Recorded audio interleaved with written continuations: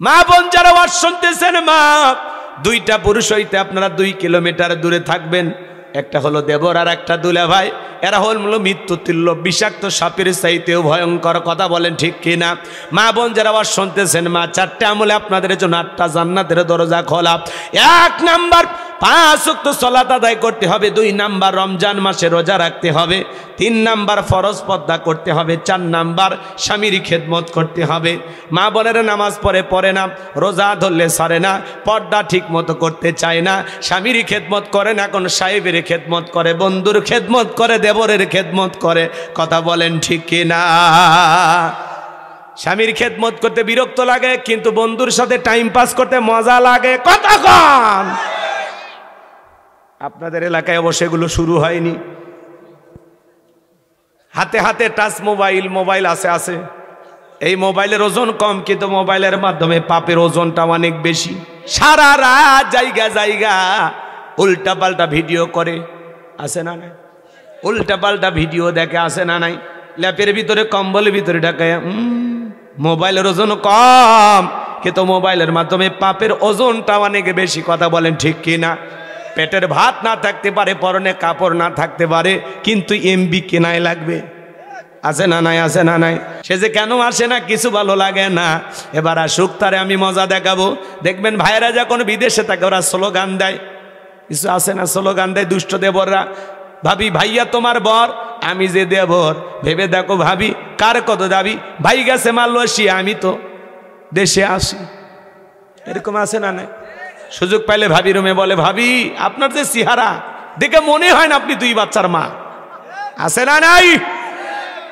ভাবি যদি নেককার আল্লাহওয়ালা আবেদা সালেহা হইতো, দেখে বলতো কুল্লিল মুমিনিনা ইয়াগুদ্দুনা মিন আবসারিহিম।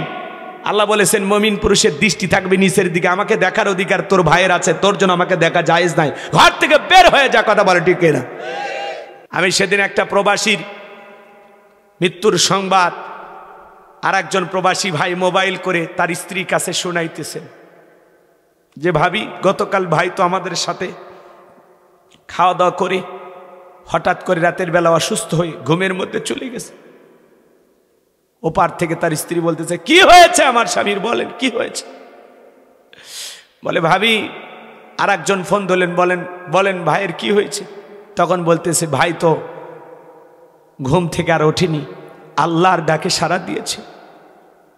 সেই প্রবাসী টাকা কামানোর মেশিন, তার জীবনের চাকা যখন বন্ধ হয়েছে, মৃত্যুর সংবাদ যখন তার স্ত্রী পরিবারের লোকজন শুনতে পেয়েছেন, হাউমাউ করে কান্না করতেছেন। সোশ্যাল মিডিয়ায় এই ভিডিওটা ভাইরাল হয়েছে। যেই ছেলেটা মৃত্যুর সংবাদ মোবাইলের মাধ্যমে দিচ্ছেন, সেই ছেলেটাও কান্না করতে করতে অস্থির হয়ে গেছে। চোখের সামনে লাশ, বাড়িতে সংবাদ দিতেছেন যে ভাবি আপনার স্বামী মারা গেছে। মহিলাটা অজরে চোখের পানি ছেড়ে দিয়ে কান্না করতেছেন, স্বামীকে হারিয়েছেন। প্রবাসীদের জীবন বড় কষ্টের জীবন। কথা বলেন ঠিক কিনা? মৃত্যুর সময় অনেক সময় আপন মানুষের একটু মহাব্বত ভালোবাসা পায় না, আপন মানুষের হাতে 1 গ্লাস পানিও জোটে না। কথা বলেন ঠিক কিনা? কত প্রবাসী ভাইরা এইভাবে মৃত্যুবরণ করে। আল্লাহ আল্লাহ এই ভাইদের জন্য জান্নাতের ফয়সালা করে দিও। জোরে বলেন আমিন। এই ভিডিওটা দেখে আমি অজরে কান্না করেছি। হারে, এই তো মানুষের জীবন, এই তো মৃত্যু।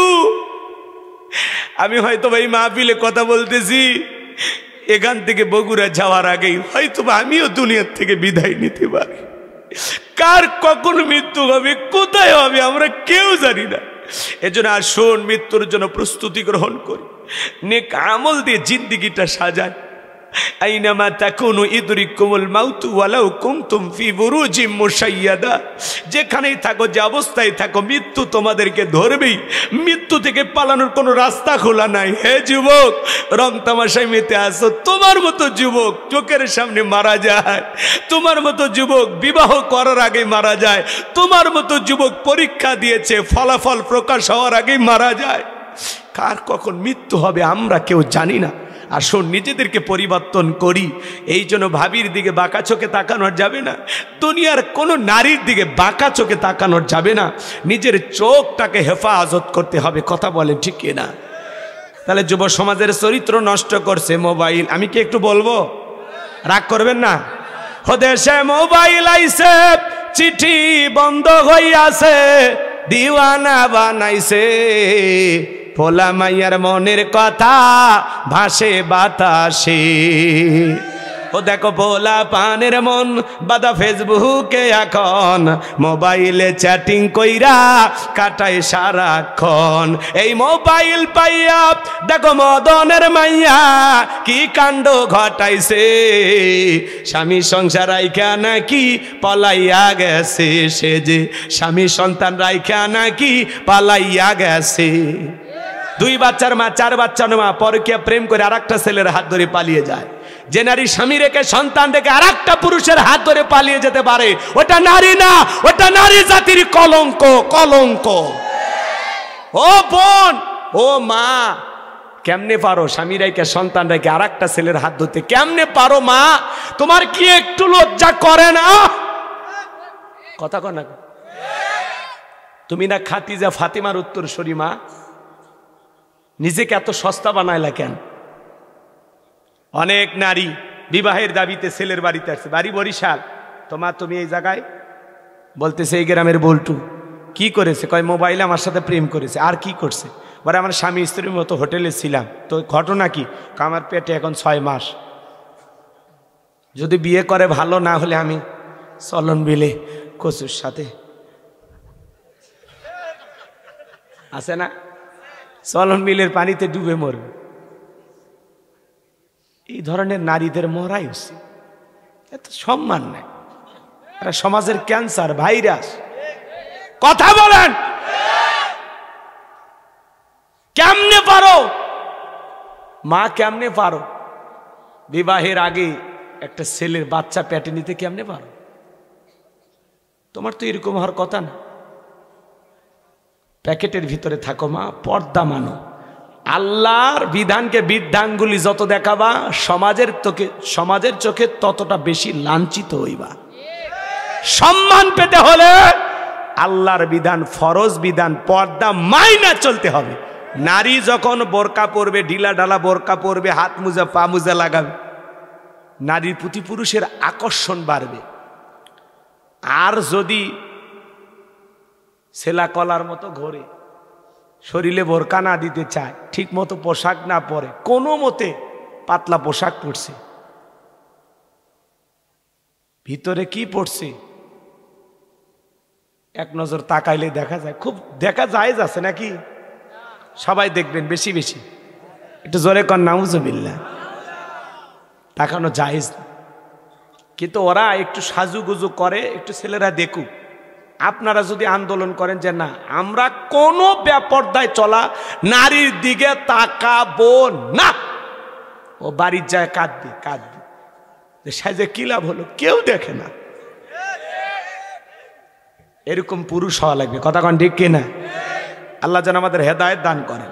শুধু নারীদের দোষ দিয়ে লাভ নাই, পুরুষেরও দোষ আছে। এক হাতে তালি বাজে না, 2টা হাতি লাগে। কথা কন। যুবক, তোমার স্ত্রীর সাথে কেউ পরকীয়া প্রেম করলে তুমি মানবা না, তোমার মা বোনের সাথে কেউ করলে মানবা না। তুমি যেই নারীর সাথে পরকীয়া প্রেম করো, ওইটাও কারো স্ত্রী, কারো মা বোন, এইটা ভুলে গেলেও চলবে না। আল্লাহ যেন তোমাদের বিবেক, ঘুমান্ত বিবেকটাকে জাগ্রত করে দেয়, একটু ভালো মানুষ হওয়ার তৌফিক দান করেন। একটু জোরে কোন আমিন। দেশে টিকটক আসিয়া সব গেল ভাসিয়া। টিকটক ভিডিও দেখেন না, বানায় এখন সবাই, হ্যাঁ? দেশে টিকটক আসিয়া সব গেল ভাসিয়া। সিদ্দিক সোরা নায়ক হইছে আইডি খুলিয়া, হিরো আলম নায়ক হইছে আইডি খুলিয়া। এই মোবাইলে হাই কি জাদু আছে ভাই, পোলা পান বুঝাছে, পড়ালেখা তুইলা রাখছে সপ্তম আকাশে। এখন সব বের হয়েছে অটো পাস, তবে উনি চলে গেছে, এখন আর অটো পাস হবে না, পরীক্ষা দিয়ে পাস করা লাগবে। তোমাদের যে দরদ মাখা মানুষটা ছিল নাই গো, এখন পরে পাস করা লাগবে। কথা কন দেখে না? আল্লাহ যেন যুবকদেরকে, এই যুবক মন বসে না পড়ার টেবিলে, মন চলে যায় চরণ বিলের প্রেম বাগানে, ভালো হয়ে যায়। আল্লাহ যুবকদের হেদায়েত দান করুন। জোরে বলুন আমিন।